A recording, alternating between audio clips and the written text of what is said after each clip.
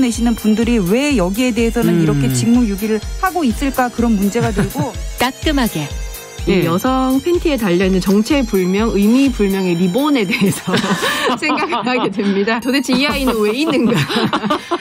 경쾌하게 정말 그런가요? 외신도 당황한 거죠. 이 사건을 보고. 도대체 한국에서 무슨 일이 벌어지고 있는 거냐. 이거 한국의 성보수주의 때문 아니냐. 할 말은 하면서 같이 고민해보겠습니다. 세상을 보는 따뜻한 시선 정용실의 뉴스 브런치. 네, 정용실의 뉴스 브런치 듣고 계신 지금 시각 11시 31분입니다. 시인의 눈으로 뉴스와 세상을 좀 들여다보죠. 시시한가? 오늘도 방수진 시인 잘해 주셨어요. 어서 오세요. 네, 안녕하세요. 어떤 뉴스로 오늘은 좀 들여다볼까요? 네, 아나운서님께서도 반려동물 키우고 있죠. 네, 그렇게 하고 있는데요. 동물과 참 대화할 수 있다면 어떨까? 저도 가끔 그런 상상해요. 네. 네, 말을 좀 제가 하면 알아듣고 뭔가 반응을 하는 것 같긴 한데 말을 안 하니까. 그런 상상 다들 한 번쯤 해보셨을 것 같은데요. 이제 이 생각이 현실이 될 날이 머지 않은 것 같습니다. 그래요? 한겨레 신문 기사에 따르면 이제 돼지의 감정 상태를 해독할 수 있는 알고리즘이 개발됐다고 하는데요. 엘로디 브리퍼 덴마크 코펜하겐대 교수 등 이런 연구자들이 덴마크, 스위스, 프랑스, 독일 등의 유럽 6개국의 상업적인 양돈장과 실험시설에서 돼지 411마리의 7,414가지의 소리를 녹음해서 이런 결과를 만들어냈다고 해요. 대단하네요. 네. 여기에는 돼지가 태어났을 때부터 도축장에 갈 때까지 19가지 다른 상황에서 내는 소리가 담겼다고 합니다. 이 소리가 나타내는 감정이 긍정적인지 부정적인지 분류할 수 있도록 기계학습 알고리즘을 훈련을 시켰더니 두 상황에서 내는 소리가 크게 달랐다고 합니다. 형제 돼지들과 어울려 놀거나 젖을 빨 때, 잠깐 헤어졌던 어미와 다시 만날 때, 뛰어놀 때 이런 긍정적인 상황에서는 훨씬 짧고 진폭이 적은 소리를 냈다고 하고요. 반대로 어미와 헤어지거나 싸울 때, 짓눌렸을 때, 죽음을 앞둘 때 이런 부정적 상황에서는 높은 음의 음조 변화가 큰 비명을 지르거나 꽥꽥 거렸다고 합니다. 비명 비슷하게 들리겠네요. 네. 진짜. 그냥 우리 안에 있는 평범한 상황에서 내는 소리도 좀 그래도 알아봤다고 하는데요. 이런 다양한 상황에서 내는 소리를 학습한 인공지능 프로그램이 이제 돼지의 감정 상태를 매우 정확하게 파악했다라고 볼 수 있겠습니다. 조만간 돼지의 마음을 실시간으로 알려주는 시스템이 나올 가능성이 커진 거죠. 이런 걸 개발하면 다양한 목적으로 사용할 수도 있을 텐데요. 개발자들은 무엇을 원할까요? 연구를 진행한 브리퍼 교수 말에 따르면 누군가 우리가 개발한 알고리즘을 앱으로 만들어서 농가에서 동물 복지를 향상시키는데 활용했으면 좋겠다. 동물의 마음을 좀 이해하면서 키우실 수 있도록. 네, 그렇게 말했다고 하네요. 네. 이게 다른 동물도 그러면은 적용할 수 있는 거 아닌가요? 지금 보니까는 이렇게 몇 마리의 대상으로 해서 몇 가지의 사례를 넣고 그걸 알고리즘을 이제 만드는 건데 그러면 동물의 마음을 알 수 있게 된다면 어떤 동물이 방수진 시인 입장에서는 궁금하신지 저는 무조건 강아지고.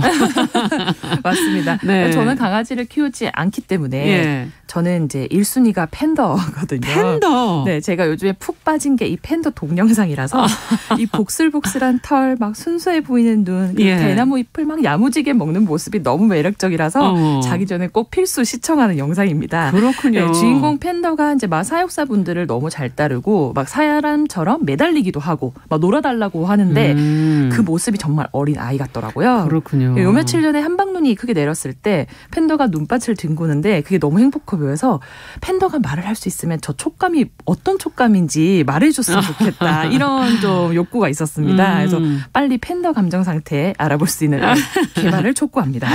지금도 고양이 언어를 번역해주는 앱이 있다고 그러던데 만족도나 활용도는 어떤가요? 맞습니다. 이 반려견 반려묘 관심 증가하면서 이런 앱도 발달이 됐는데요. 예를 들자면 미땡땡톡이라는 고양이 언어 번역 앱이 있습니다. 이 앱은 이제 고양이 울음소리를 크게 9가지로 구분한다고 하는데요. 방어, 싸움, 화남, 기쁨, 사냥, 짝짓기, 집사 부르기, 아픔, 휴식. 이 상황에 맞지 않은 번역이 나오면 스스로 수정도 할 수 있다고 합니다. 우리 집 양이가 밤 낼 때 내는 울음소리를 앱이 잘못 기록을 해서 뭐 기분이 나빠요라고 번역을 한다면 제가 거기서 밥 사주세요, 밥 주세요 이렇게 입력을 하면 다음부터는 그걸 밥 주세요로 다시 번역을 해주는 거죠. 이 신빙성이 어느 정도일까 궁금하실 텐데요. 한 주인에 관련된 감동적인 기사가 있었습니다. 이 10살, 3살 반려묘들의 목소리로 앱을 사용해 본 결과였는데 네. 평소처럼 부엌에서 얼씬거리길래 저 지금 울음소리나 밥 달라는 거지 뭐. 밥 달라, 배고파 이렇게 말한 줄 알았는데 그 앱의 결과는 잘 잤어요? 엄마 기분이 어때요? 너무 사랑해요. 이런 대답이 나온 거였죠. 그래서 너무 감동적이었다 이런 기사가 있었는데 이 앱의 최종 목표는 이제 고양이가 소리를 내는 즉시 바로 인간의 목소리를 번역해주는 번역기처럼 네 그런 거를 지금 목표로 두고 있다고 합니다. 그런데 그런 생각 들지 않으세요? 이게 한편으로는 이 고양이나 강아지의 말을 모조리 알게 된다는 것이 반드시 좋은 일이기만 할까? 뭐 이런 생각이 좀 들 수도 있을 것 같아요. 그럴 수 있어요. 그래서 우리 인간이 서로 너무 얘기를 하기 때문에 사이가 안 좋아질 때가 있잖아요. 미적 거리라는 게 있지 않습니까? 네. 그 시인 중에서 고양이 이제 강아지를 특히 좋아하는 그 A, B 씨에게 제가 직접 물어봤습니다. 예. 본인의 반려견 반려묘와 대화할 수 있으면 어떨 것 같냐? 대답이 의외였습니다. 뭐예요? 두 분 다 별로 대화하고 싶지 않다. 굳이 마음을 다 알고 싶지도 않다. 그래서 제가 그 이유를 물어보니까 다 알아봤자 심적 부채감만 커질 뿐 적당히 오해하고 사는 것도 조울성 쉽다. 이렇게 얘기하시더라고요. 그래서 이게 저처럼 키우지 않는 사람은 네. 그게 환상인데 실제로 이제 키워본 사람들은 좀 다른 입장일 수 있겠다라는 생각도 해봤습니다. 저도 좀 약간 그런 생각도 드네요. 제가 뭐 크게 잘해주지도 않는데 얘가 좀 잘해줘라 이렇게 말을 한다면 부담스럽기도 하고 부채감이 있을 것 같습니다. 네. 인간과 다른 점이 대화가 안 돼서 또 서로 좋아하는 걸 수도 있는데 근데 대신에 이 반려동물의 마음을 안다면 정말 어떤 위기의 순간 그러니까 뭐 학대나 유기하려는 순간에 말을 하는 거가 나온다면 좀 그거는 막을 수 있지 않을까 이런 생각도 들기도 하네요. 맞습니다. 그 사람이 가지고 있는 심성 중에 하나가 이제 측은지심, 동병상련 아니겠습니까? 그래서 동물도 사람처럼 감정을 가지고 있다는 걸 알고는 있지만 이걸 직접 말로써 듣는 거와 짐작하는 건 사뭇 다르지 그렇죠. 않습니까? 다르죠. 그래서 마음을 정말 직접 음성으로 듣게 되면 아마 동물의 측면에서 좀 모든 행동을 고려하게 되고 권익과 복지에 좀 더 관심을 가지지 않을까 싶습니다. 네, 정말 인간과 동물이 대화하는 건 뭐 아마 예전에 영화 같은 데서도 보면 어떤 환타지 맞습니다. 꿈처럼 느껴지기도 하는데 네. 말하는 동물이 나오거나 뭐 동물이 뭐 은혜를 갚거나 복수하는 내용 이런 것들은 사실 문학 속에서도 사실 나오기도 하고 네. 인간의 환상인가요 이거는? 맞습니다. 이게 멀리 갈 곳도 없이 전래동화 속에서 이런 소재가 많죠. 뭐 은혜 갚은 까치, 뭐 주인을 살린 누렁이 이야기, 맞아요. 착한 소녀를 구한 두꺼비 뭐 이런 것들이 아마 오래전부터 있어온 인간의 한 지적 호기심의 영역이 아닐까 싶습니다. 최근에도 이런 고양이, 강아지, 반려견, 반려묘에 관한 이제 문학 작품들도 나왔는데 이 좋아하는 시인 소설가들이 산문을 모은 앤솔로지 작품집도 출간되는 추세입니다. 네. 뭐 고양이와 함께 사는 18명의 시인들이 반려묘에 관한 맞아요. 36편의 시와 이제 짧은 산문을 엮은 뭐 그대 고양이는 다정할게요라던가 뭐 반려견과 함께 쓴 뭐 나 개있음에 감사호 등의 앤솔로지 작품들을 보면 참 이런 문학 작품에 있어서도 동물은 떼어놓을 수 없는 소재이자 그렇죠. 관심의 앞으로도 영역이니까 계속 이어질 싶습니다. 거고. 네. 네. 근데 이제 결국은 앞서 뭐 동물복지 얘기를 했지만 돼지의 감정을 알아서 제대로 해보자 이렇게 얘기했지만 결국은 도축하는 거 아니에요? 맞습니다. 이게 뭐 비판적인 입장에서 본다면 뭐 그렇게 좋은 건가? 네. 이런 생각도 들기도 하고요. 이 부분이 오늘 제가 고민을 가장 많이 했었던 지점인데요. 이 그 끝이 인간의 욕망을 위한 죽음이 된다면 과연 동물 복지가 진정한 맞나? 의미를 가질 것인가 이런 네. 근원적 의문이 드는데요. 한편으로 또 보면 동물이 인간의 어떤 필요에 의해서 이제 죽음을 피할 수는 없겠지만 살아있는 순간만이라도 그들의 감정과 행복을 고려하는 것도 또한 우리가 할 수 있는 복지가 아니겠는가 이런 의견도 있을 것 같아요. 복지라는 단어를 사전에서 찾아보면 행복한 삶이란 뜻이거든요. 근데 삶은 살아있음, 사는 일이란 뜻이에요. 네. 즉 복지는 살아있음을 전제로 한 것이죠. 그렇게 따지면 살아있는 동안이라도 복지를 제공하자는 뜻은 크게 맥락이 벗어나지 않는 것 같지만 네. 한편으로는 이들이 원하지 않는 죽음을 맞이한다고 봤을 때 이 살아있음의 순간을 어디까지 볼 것인가. 도축당하는 동물들이 그 도축되는 순간에도 고통을 크게 느낀다고 하잖아요. 네. 죽어있는 그 순간까지도 살아있음으로 본다면 이 도축이 과연 의미가 있는 것인가 이런 생각도 들죠. 자, 결국은 동물을 어떻게 그러면 존중하고 또 공존할 것인가 이런 질문이 남는 것 같은데. 네. 오늘은 그럼 뭐 어떤 시를 가지고 그 결론을 향해서 가볼까요? 네. 예. 그래서 이현호 시인의 고양이 세수를 배우는 저녁이라는 작품을 준비했는데요. 자, 일부 낭독 먼저 드리고 말씀 나누겠습니다.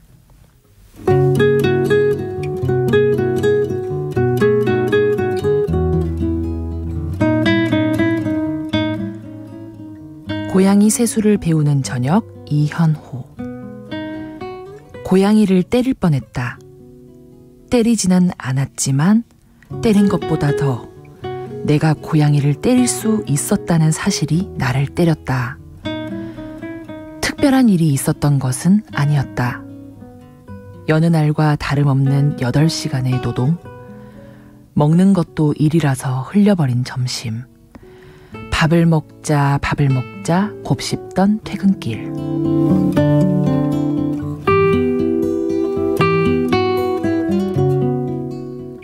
어서 밥을 먹자 설거지를 하는 내내 밥을 달라 낑낑거리는 울음. 때릴 수는 없었지만 때리고 싶다는 생각이 나를 때리고 때렸다. 가득가득 사료를 씹고 있는 고양이들을 보며 울음. 그것이 아니고서는 우리는 서로에게 아무것도 전할 수가 없구나. 가득가득 눈 속에서 가득가득 부서지는. 네. 이현호 시인의 고양이 세수를 배우는 저녁 같이 들어봤는데 정말 키우다 보면은 예쁜 순간이 뭐 80이라 하더라도 네. 가끔 말 안 듣고 하면은 욱할 때가 있거든요. 맞습니다. 그 마음을 잘 표현하신 것 같아요. 맞습니다. 네. 실제로 이현호 씨는 굉장히 알려진 고양이를 굉장히 사랑하는 시인 중에 한 명인데 그렇군요. 이 말씀드렸던 그대 고양이는 다정할게요 엔솔로지 시집에 이 작품이 수록돼 있습니다. 이 시를 읽으시면서 한 번쯤 공감하셨을 그 작품이 장면이 떠오르실 것 같아요. 네. 이현호 시인이 이 시를 쓰게 된 배경을 이렇게 말을 했는데요. 우다다 고양이들이 달리는 소리, 우당탕 고양이들이 사고를 쳐서 높은 데 물건이 떨어지는 소리, 맞아요. 야옹야옹 화장실을 치워달라 밥을 달라 보채는 소리. 나는 갑자기 이 소리들이 몹시 그리웠다. 고양이를 혼내고 싶었던 마음을 자책하는 시가 아니라 고양이들어 더 시끄럽게 굴라고 등을 떠미는 시를 쓰고 싶었다. 이현호 시인이 문득 오후 한때의 고요함 속에서 이 고양이의 소란스러움 그리고 다양한 그들의 언어에 대해서 고민을 좀 하게 되고 네. 자신의 바쁘고 여유 없는 삶 속에서 느끼는 이 답답함과 갈증을 이 고양이한테 풀고 싶었던 이전의 자신에 대해서 좀 반성을 하게 되죠. 그렇죠. 그리고 성찰의 끝에 자신의 신경을 긁는다고 생각했던 이 고양이의 다양한 소란스러움이 오히려 자신을 버티게 하고 살아가게 하는 힘이 된다는 걸 깨닫습니다. 네. 그리고 이런 생각까지 이르게 되죠. 고양이는 나와 함께 인생을 걸어가는 반려묘인데 그런데 불구하고 난 어떻게 해서 고양이를 때릴 뻔했나. 저희에게 더욱 큰 경종을 울리는 것은 시인 자신이 고양이를 때릴 수 있었다는 사실 그 자체를 깨닫게 된 상황이 아닐까 해요.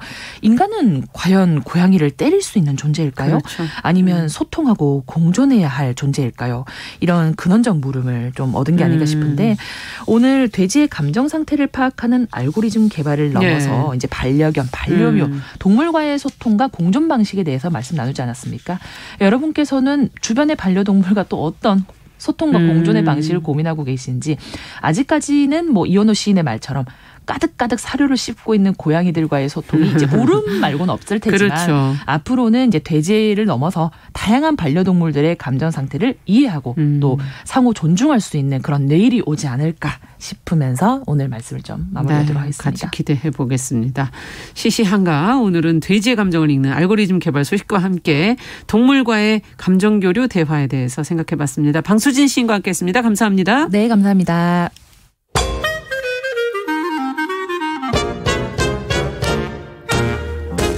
모두가 행복한 미래 정용실의 뉴스 브런치. 네,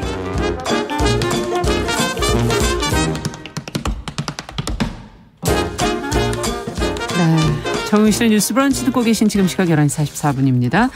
자, 이번에 국제사회 이슈 생각해 볼 만한 외신 기사 좀 깊고 넓게 들여다보죠. 국제뉴스 조윤주 외신캐스터 잘해 주셨습니다. 어서 오십시오. 네, 안녕하세요. 아무래도 우크라이나 얘기를 안 할 수가 없을 것 같아요. 벌써 침공으로 전쟁 발발한 지가 3주